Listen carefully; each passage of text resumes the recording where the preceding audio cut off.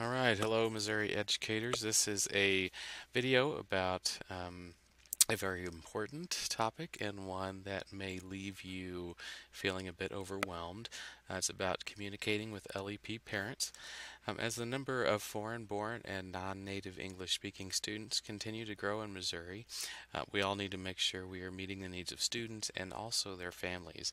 In 2018-19, Missouri had 238 languages present in our schools, and if needed, we are obligated to ensure quality and accurate communication in a language that the parents can understand.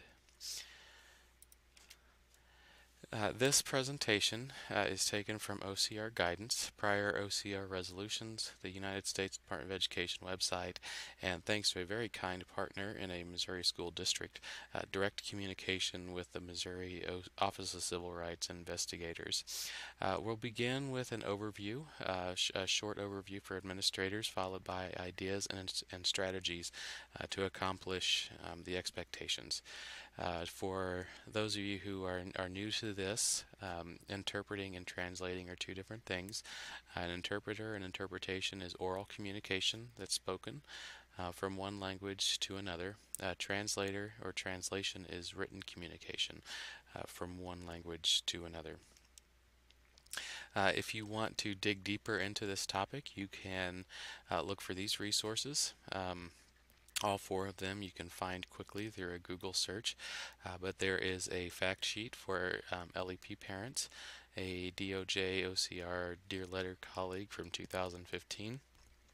We do have a document on the DESE website called Enrolling and Graduating English Learners that discusses this topic, and if you are interested in former or past OCR resolutions, you can visit their reading room.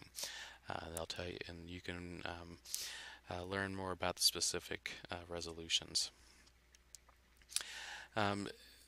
This all began in 1964 with the Civil Rights Act that says that no person in the United States shall, on the ground of race, color, or national origin, be excluded from participation in, be denied the benefits of, or be subjected to discrimination under any program or activity receiving federal financial assistance.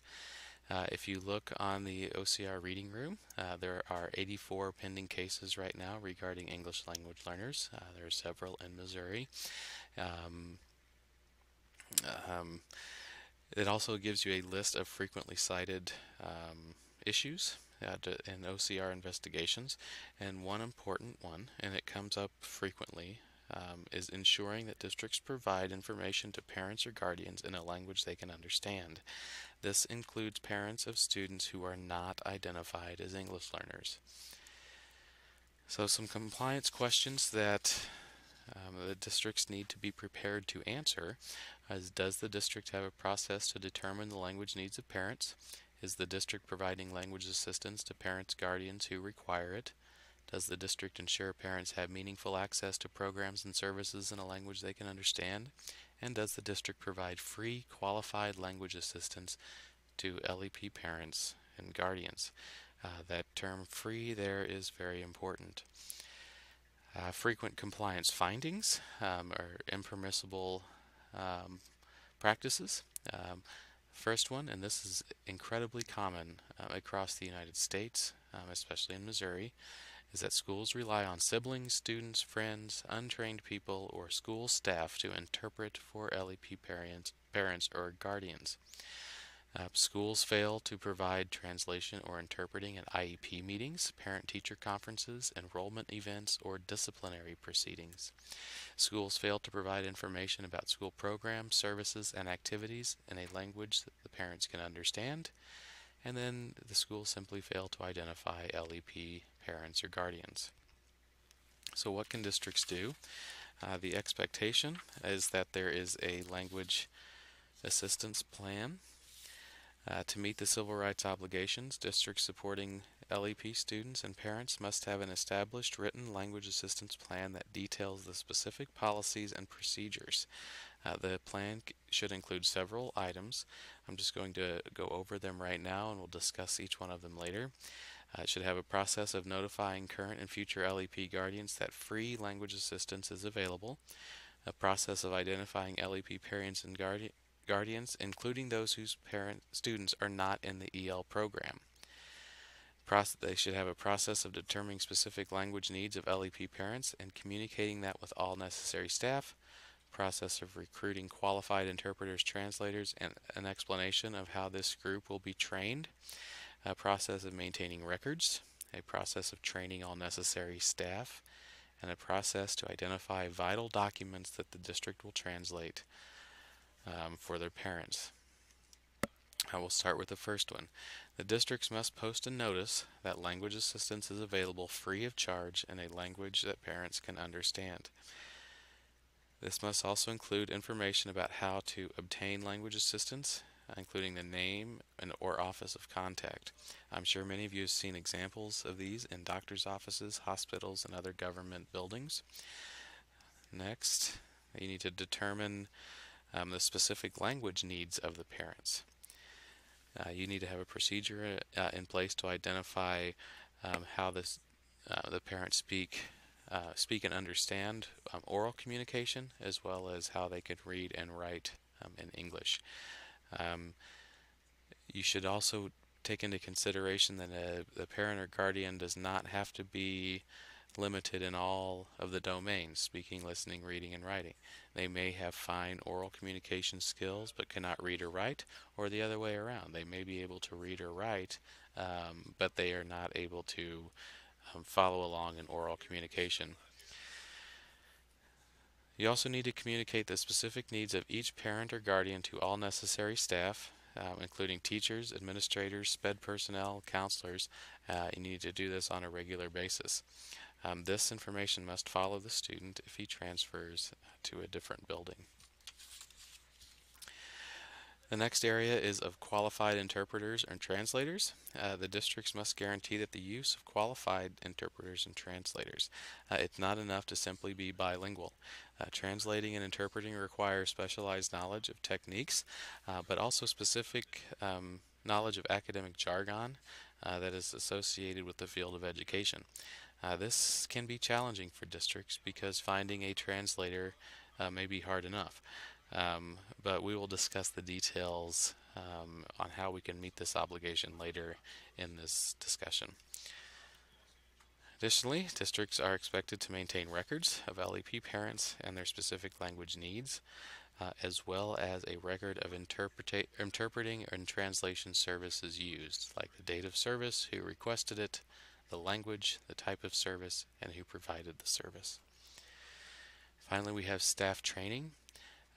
This is another thing that all staff who have LEP parents need to go through. They need to go through a training on what the district's practice for securing interpreters or translators, where to find them, how to schedule them, how to determine the parents' and guardians' language needs, a list of district documents, where to find those, how to communicate the use of the interpreter for data collection, how to request translation of documents, and best practices for working with families through an interpreter. And finally, this is a big deal. The use of friends, family members, minor children, or the student does not meet the district's obligation to provide meaningful communication for LEP parents and guardians under Title VI. Some common questions before we get into the resources is, we only have a few English learners. Do we really need to create a language assistance plan? The answer is yes. We have 40 languages in our district. Do we need to provide language assistance to each one of them? Well, the expectation is that you're taking active steps to address language barriers and ensure meaningful communication. You have to start somewhere, though, so you should start with the more frequently encountered languages and work toward the others over time. This happens quite frequently.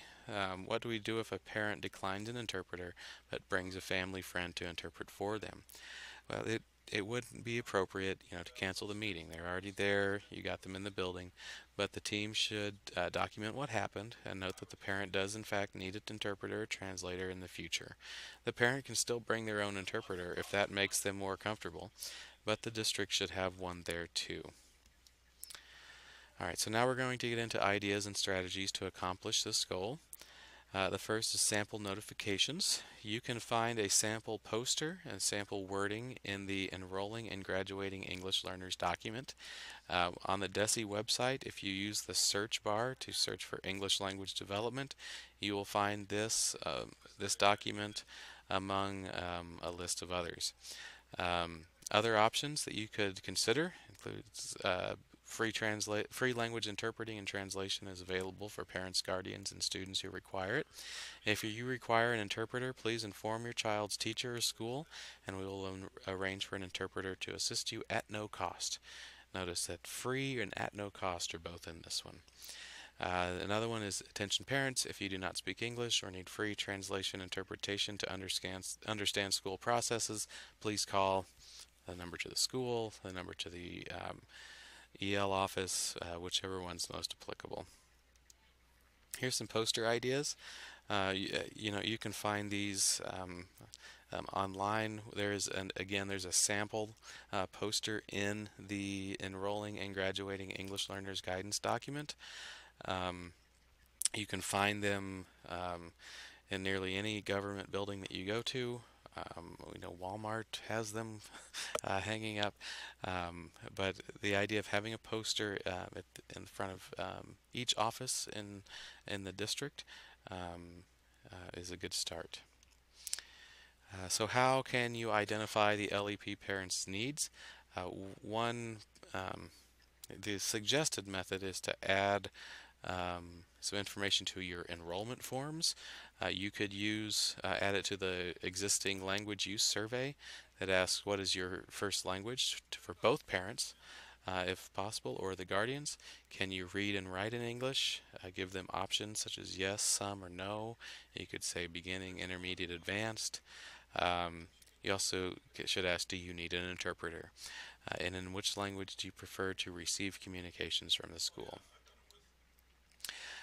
One thing you could do also is use your learning management system. I believe this one is eSchool. You can have an alert that's set up that says that along with the contact information that this parent or guardian needs an interpreter for meetings, prefers to be communicated with in a language other than English. Now, ensuring qualified translators. Again, it is not enough for someone to speak another language, but for some districts it's really hard to find translators. And having someone available and willing to do the work is a good start. You could provide local or standardized assessments in oral language and writing, if feasible. You can review their educational history. So if they've gone to the university, they've had strong academic background, that's a good indicator. And you can also send them to formal translator or interpreter trainings. If you do not employ a translator, again, in the Enrolling and Graduating English Learners Guidance document, there is a list of translation companies in Missouri. Some of these you are able to call and they can interpret over the phone for you. Maintaining records centrally. Identify key personnel to ensure all communications are documented. You could utilize existing software, your network files or folders, or a Google Sheet for documentation, and make sure that this is centrally located so that it can be accessed by school personnel. And again, it's just another one of those things where we have to ensure yearly training for staff interacting for LEP parents. We know that list of mandatory training seems to continue to grow, but it's incredibly important that all staff understand their obligations for LEP parents. So one of the biggest questions is which documents need to be translated? We have several. These are all considered vital documents. We have registration and enrollment information, grievance procedures, notices of non-discrimination, language assistance programs, parent handbooks, report cards, gifted and talented programs, discipline policies, information about magnet charter schools, special educated and related services, and the meetings, and the IEP itself. Parent-teacher conferences, permission slips for student participation. Anything that you could consider vital needs to be translated for LEP parents. So where do you start? Um, Lots of things are sent home to parents, papers, newsletters, but according to OCR, vital documents should be the priority. Um, Things like registration and enrollment, parent handbooks, IEPs, those are uh, those should be the priority. You can use other methods, interpreters, online translations, such as attaching Google Translate to your website, things like that, to communicate everyday information. For questions, there's an OCR office in Missouri. You can find that number there. There are a few people at DESE that can also offer additional guidance. Um, for my office, you can call the first number.